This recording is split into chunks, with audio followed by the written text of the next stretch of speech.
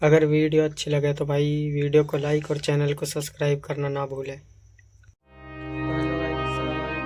नमस्कार दोस्तों, मैं ललित राजपूत और मैं आपको घुमाने वाला हूँ राजस्थान के सुप्रसिद्ध शहर उदयपुर के बेहद खूबसूरत सिटी पैलेस में, जो कि भारत का दूसरा सबसे बड़ा पैलेस है मैसूर पैलेस के बाद। इस पैलेस को मेवाड़ साम्राज्य के 22 राजाओं ने करीब 400 साल में बनवाकर पूरा करवाया था। जब महाराणा उदय सिंह ने मेवाड़ की राजधानी को चित्तौड़ से उदयपुर शिफ्ट करने का फैसला लिया था, तब उन्होंने 1559 यानी 1559 में उदयपुर शहर बसाने के साथ ही इस महल का निर्माण करवाना शुरू करवा दिया था। ऐसा कहा जाता है कि मुगलों से बार बार युद्ध की स्थिति बनने के कारण ही महाराणा उदय सिंह ने इस जगह पर सिटी पैलेस बनाने का फैसला लिया था। ऐसा इसलिए क्योंकि ये जगह काफी सुरक्षित मानी जाती थी, क्योंकि ये अरावली की ऊंची पहाड़ियां, जंगलों और पिछोला झील से घिरी हुई थी।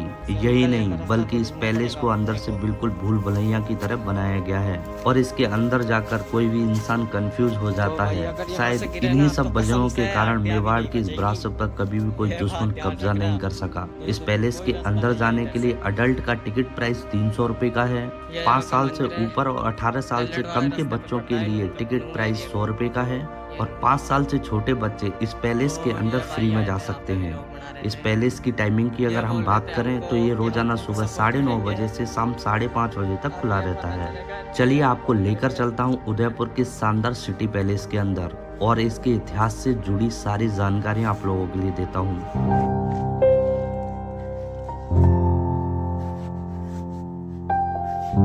Welcome back to my YouTube channel. तो कैसे हैं आप लोग? स्वागत करता हूं आपको एक नई वीडियो में। ठीक है दोस्तों, इसके गेट से ही शुरू कर लेते हैं। ये जगह कहलाती है भैरव स्थान। 16 मार्च 1559 यानी 16 मार्च 1559 में राणा उदय सिंह के पोते अमर सिंह का जन्म हुआ था। परंपरा के अनुसार राणा अपने पोते को कुलदेव श्री एकलिंग जी से आशीर्वाद दिलवाने के लिए लेकर गए। इसी स्थान पर राणा ने एक खरगोश का शिकार किया और इसको शुभ स्थान मानकर उन्होंने यहाँ एक पत्थर गाड़ दिया था। और तभी गोस्वामी प्रेमगिरी नाम के एक महात्मा ने राणा से कहा, आप अपना महल और राजधानी इसी जगह पर बनाइए। और इसके बाद महाराणा उदय सिंह ने राय आंगन में नव चौकी महल की नींव रखवाई।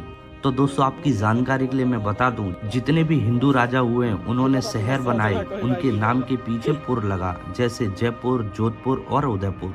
और जिन जिन शहरों को मुस्लिम राजाओं ने बसाया उनके नाम के पीछे बाद लगा, जैसे हैदराबाद, औरंगाबाद और अहमदाबाद। यहाँ से सिटी पैलेस में कई सारे गेट्स यानी कि पॉल बने हुए हैं, जो हैं बड़ी पॉल, त्रिपोलिया पॉल, हाथी पॉल, तोरण पॉल। और अब हम जिस गेट के अंदर जा रहे हैं उसको बोला जाता है दरीखाना की पॉल। यहाँ पर अंदर घुसते ही सबसे पहले आपको गणेश जी की मूर्ति दिखाई देगी, जो कि 400 साल पुरानी है। आगे चलते ही आपको लक्ष्मी जी की मूर्ति देखने को मिलेगी, जो कि हाथी के ऊपर विराजमान है, जिसको बोला जाता है गज लक्ष्मी। यहाँ आपको श्रीनाथ जी की तस्वीर देखने को मिलेगी, जिनका स्थान नाथद्वारा में है। और साथ ही एकलिंग जी की प्रतिमा देखने को मिलेगी, जो कि मेवाड़ के आराध्य देव हैं, जो भगवान शिव का स्वरूप है। इस एरिया को राय आंगन बोलते हैं। यहाँ पहले राजाओं के राज तिलक हुआ करते थे। ये जो सामने आप देख रहे हैं, ये हल्दी घाटी एरिया बोलते हैं। 18 जून 1576 में एक लड़ाई हुई थी अकबर और महाराणा प्रताप के बीच। उस युद्ध के कुछ अवशेष रखे हुए हैं, मैं आपको दिखाता हूँ। ये हल्दी घाटी की मिट्टी रखी हुई है। मैं आ गया हूँ महाराणा प्रताप कक्ष, मतलब शस्त्रागार रखे हुए महाराणा प्रताप।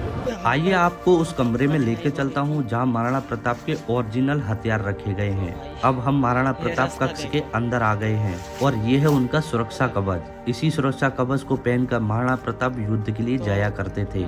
ये लोहे का बनाया हुआ कवच है। इसे देखकर ही आपको पता लग रहा होगा कि ये कितना मजबूत होगा। इसी के बराबर वाले खाने में महाराणा प्रताप की तलवार और ढाल रखी गई हैं और उसके आगे वाले खाने में उनके तीर, कमान वगैरह रखे गए हैं। ऐसा बताया जाता है कि इन सब हथियारों का वजन कुल मिलाकर 35 किलो का है। आज भी यहाँ नवरात्रों में विधि विधान से पूजन होता है। जब महाराणा प्रताप युद्ध के लिए जाया करते थे तो दुश्मन के हाथियों को कंफ्यूज करने के लिए अपने घोड़े चेतक को हाथी के बच्चे जैसा दिखने वाला कवच पहना देते थे। जब दुश्मन का हाथी उसे देखता था तो उसे ये अपने बच्चे जैसा लगता था और वो इस पर अटैक नहीं करता था।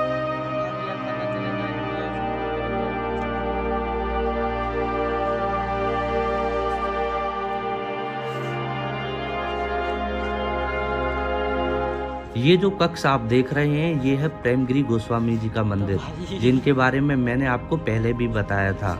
जो कि एक साधु महात्मा हुआ करते थे और ऐसा कहा जाता है कि उन्हीं के आशीर्वाद से इस महल पर कभी भी किसी तरह का कोई अटैक नहीं हुआ। दरअसल मुगल बादशाह अकबर ने अफवाह उड़ाई थी कि महाराणा प्रताप उसके सामने झुक रहे हैं और फिर बीकानेर के महाराज ने महाराणा प्रताप को पत्र लिखकर चिंता जताई थी। ये जो तस्वीर आप देख रहे हैं जिसमें महाराणा प्रताप बीकानेर के महाराज पृथ्वीराज के पत्र का उत्तर देते हुए नजर आ रहे हैं।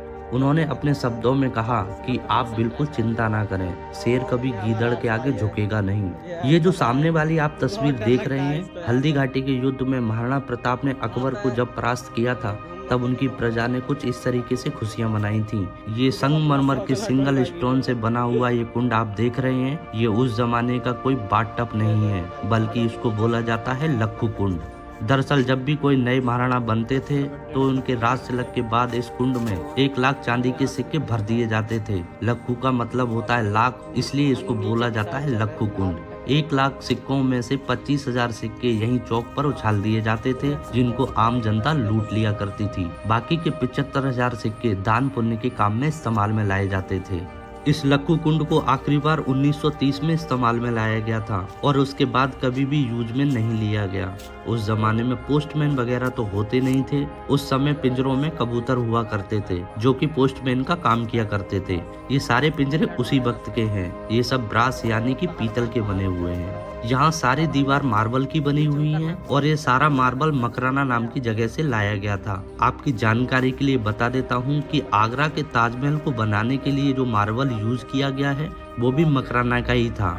अभी हम इस पैलेस की 4थी मंजिल पर आ गए हैं। यहाँ पर आप देखेंगे काफी बड़े बड़े पेड़ लगे हुए हैं, जबकि यहाँ पर थोड़ी सी भी मिट्टी नहीं डाली गई है। यहाँ 104 पिलर बनाए गए हैं, सिंगल स्टोन के हैं और इसको बोला जाता है बाड़ी महल। तो सवाल ये उठता है कि 4थी मंजिल पर बिना मिट्टी के ये पेड़ यहाँ पर कैसे मौजूद हैं? तो मैं आपको बता देता हूँ, ये पूरा एरिया आप देख रहे हैं ये हिल यानी पहाड़ी की चोटी है, यानी कि अभी हम इसके टॉप पर खड़े हुए हैं। इन सभी पेड़ों की जड़ें इस पहाड़ी के अंदर गई हुई हैं, जो यहाँ पूरे हिस्से के नीचे कोई भी कमरा नहीं बना हुआ है। और ये देखिए, यहीं इस पहाड़ी पर राजाओं के नहाने के लिए स्विमिंग पूल भी बनाया गया था। तो आर्किटेक्ट का कमाल देखिए, पहाड़ी को भी बचा लिया, स्विमिंग पूल भी बना दिया और गार्डन भी बना दिया। ये जो फाउंटेन आप देख रहे हैं ये अभी लगाया गया है, ये पहले नहीं हुआ करता था। तो यहाँ इसी जगह पर राजा और रानी एक दूसरे पर रंग डालकर होली खेला करते थे। ये एक तरह का उनका एंटरटेनमेंट एरिया हुआ करता था। उन दिनों एक अंग्रेज हुआ करता था जिसका नाम था जॉर्ज पंचम, जो कि उस वक्त इंग्लैंड का राजा हुआ करता था।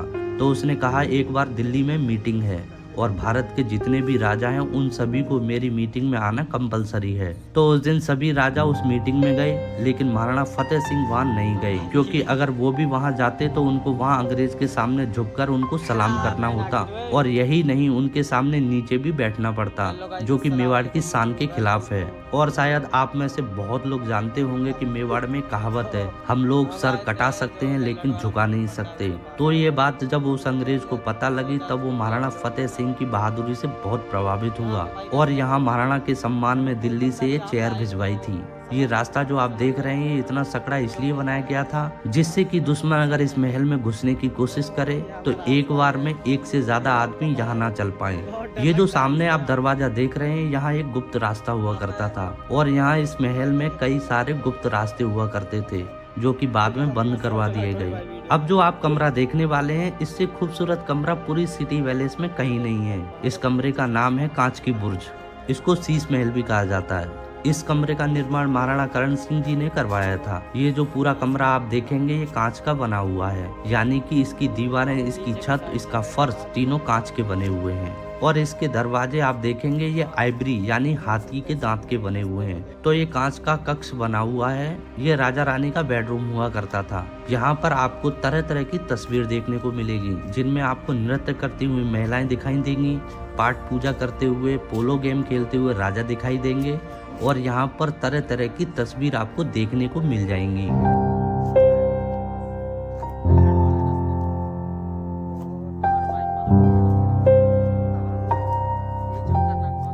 ये वाला कमरा आप देख रहे हैं दरअसल एक ये लाइब्रेरी है। 10 फरवरी 1875 यानी 10 फरवरी 1875 को महाराणा सज्जन सिंह ने इस लाइब्रेरी का निर्माण करवाया था और इसका नाम रखा था बनी विलास। ये जो आप फोटो देख रहे हैं ये यहाँ के बहुत ही सुप्रसिद्ध लेखक की फोटो है जिनका नाम था कविराज सामलदास। उन्होंने यहाँ इसी कमरे में बैठकर मेवाड़ का संपूर्ण इतिहास लिखा था और इस किताब का नाम रखा था वीर विनोद। आप चाहें तो इस बुक को यहाँ की बुक शॉप से खरीद सकते हैं। इस किताब की कीमत है 4000 रुपए की। तो देखिए आप उस जमाने में हाथी के दांत से बने हुए दरवाजे हुआ करते थे यानी कि आइवरी डोर, जो कि काफी ज्यादा महंगे हुआ करते थे। अब हम लोग सिटी पैलेस के यानी कि 4th फ्लोर पर आ गए हैं जिसकी ऊंचाई 505 फीट की है।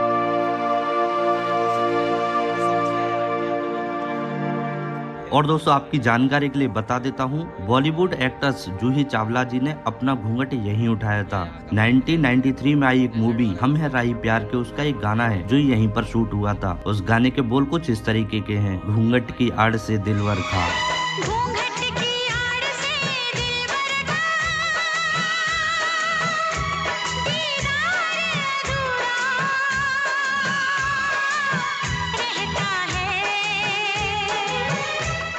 मुझे चलना है इस साइड। यहाँ नीचे में आपको चौक नजर आ रहे हैं, इसको बोला जाता है दीवाने आम, यानी कि वो जगह जहाँ राजा आम लोगों की समस्या सुनने के लिए आया करते थे।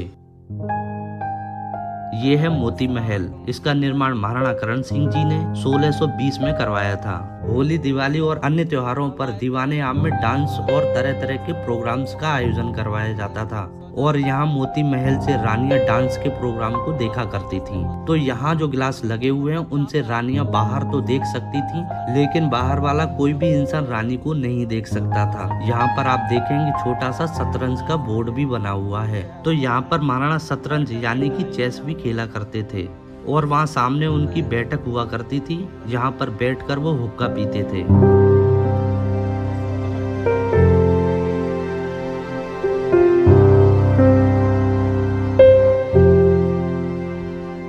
यहाँ पर लेफ्ट साइड यानी बाईं ओर देखेंगे ये है दीवाने आम, जिसके बारे में मैंने आपको पहले भी बताया था, जहाँ राजा आम लोगों की समस्या सुना करते थे और यहाँ त्योहारों पर तरह तरह के प्रोग्राम हुआ करते थे।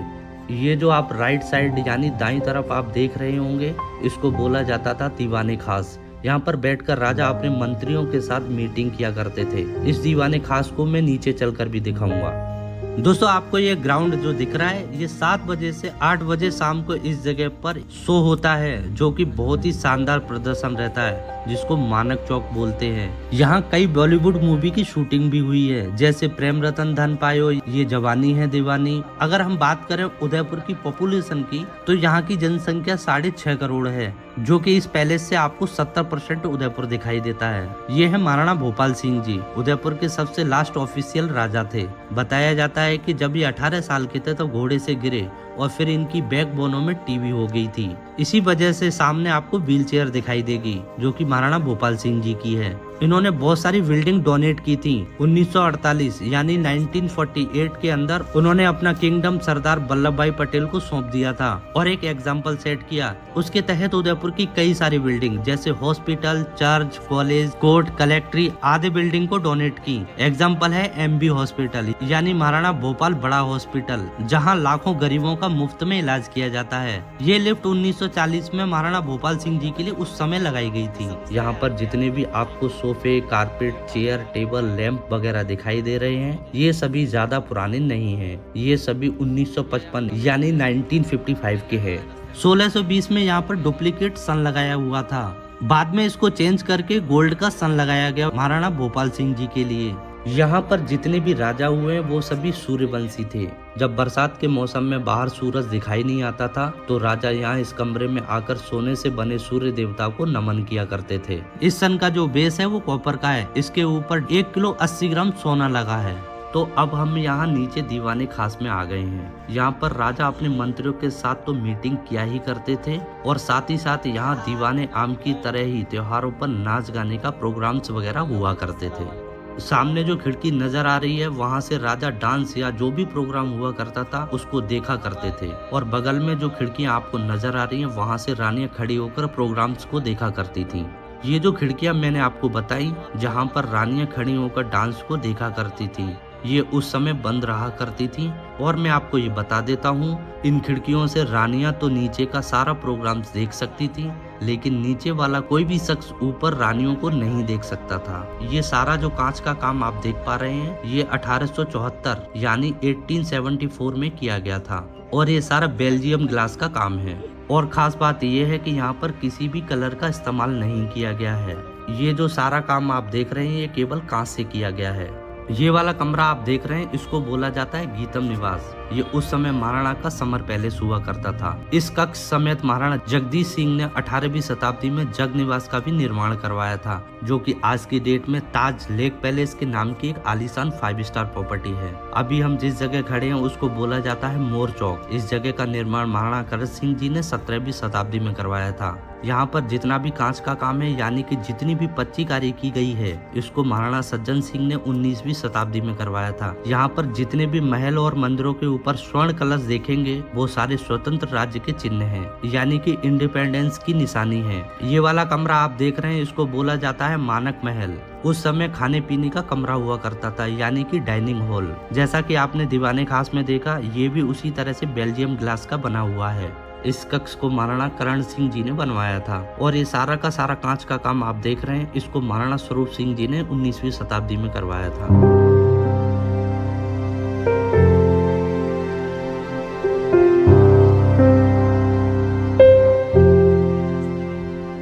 अब दोस्तों आप लोगों के लिए जनाना महल लेके चलता हूँ। इधर प्रवेश वर्जित है, मुझे इधर लेके चलना है आप लोगों को। तो अब हम जा रहे हैं जनाना महल की तरफ। तो आपकी जानकारी के लिए बता देता हूँ कि जब भी कोई रानी के पति की मृत्यु हो जाया करती थी, यानी कि जब वो विधवा हो जाती थी, तब उनको इधर जनाना महल में शिफ्ट कर दिया जाता था और यहाँ पर पुरुषों का आना पूरी तरह से वर्जित हुआ करता था। तो जब भी यहाँ पर कोई फेस्टिवल प्रोग्राम, शादी विवाह वगैरह हुआ करता था, तो उनको इस प्रोग्राम में शामिल नहीं किया जाता था। ये वाला कमरा आप देख रहे हैं, ये विडो यानी कि विधवा रानी का बेडरूम हुआ करता था, जो कि दिखने में एकदम साधारण सा लगेगा, बिना किसी चमक धमक के। ये जो बेड आपको दिख रहा है, ये चांदी का बेड है और यहाँ से लेकर आखिरी तक ये पूरा बेडरूम उन्हीं के लिए हुआ करता था। ये वाला पंखा आप देख रहे हैं, ये मिट्टी के तेल यानी केरोसिन से चला करता था। महाराणा भोपाल जी का भी फोटो आपको इस कक्ष में नजर आएगा। यहाँ पर सबसे आखिरी में रही थी राजमाता श्री गुलाब कुंवर जी, जो कि महाराणा भोपाल सिंह जी की पत्नी थी, जिनका 1973 यानी 1973 में देहांत हो गया था। यहाँ पर आप देखेंगे भगवान श्री कृष्ण का झूला भी रखा है। तो रानी के पास जब भी समय हुआ करता था, तो यहाँ बैठे बैठे भगवान कृष्ण को झूले पर झुलाया करती थी। यहाँ आप देखेंगे तांबे के बर्तन भी रखे हुए हैं। बताया जाता है महाराणा भोपाल सिंह जी की पत्नी गुलाब कुंवर जी के बच्चा नहीं था, तो यहाँ श्रीनाथ जी भगवान के लिए प्रसाद बनाने के लिए आया करते थे। ये सिर्फ भगवान के लिए प्रसाद बनाने के लिए बर्तन रखे हुए हैं। ये बर्तन उसी समय के हैं। अब मैं आप लोगों को दिखाने वाला हूँ भोपाल निवास। ये कमरा जो आप देख रहे हैं, ये भोपाल निवास है। यहाँ पर जो झूमर आप देख रहे हैं, ये बेल्जियम इंग्लैंड का है। ये जो ऊपर में फैन आप देख रहे हैं, ये इटली का है और जो नीचे जो फैन रखा है, ये केरोसिन से चलने वाला पंखा है। यहाँ पर टूटे हुए मूर्तियों के अवशेष रखे हुए हैं, ये देखो। ये यहाँ पर जो आपको मूर्तियाँ दिखाई दे रही हैं, दुश्मनों द्वारा अटैक में डैमेज हुई मूर्तियां हैं। वैसे तो यहाँ पर इस पैलेस में कभी भी कोई अटैक नहीं हुआ। ये सारी मूर्तियां आपको दिख रही हैं, ये आसपास के किलों की हैं। तो इन मूर्तियों में आपको अलग अलग किलों की क्षतिग्रस्त मूर्तियां आपको नजर आएंगी, जैसे चित्तौड़गढ़, कुंभलगढ़ और आसपास के किलों की। मंदिरों की डैमेज मूर्तियां भी यहाँ पर रखी हुई हैं। संगीत के जितने भी इंस्ट्रूमेंट रखे हुए हैं, उस कक्ष में लेकर चलता हूँ आपको लिए। राजघराने में संगीत का शौक शुरू से ही रहा है, तो यहाँ पर आप देखेंगे उस समय के तरह तरह के यहाँ पर म्यूजिकल इंस्ट्रूमेंट रखे हुए हैं और इन सभी इंस्ट्रूमेंट पर आपको नाम भी लिखा दिख जाएगा।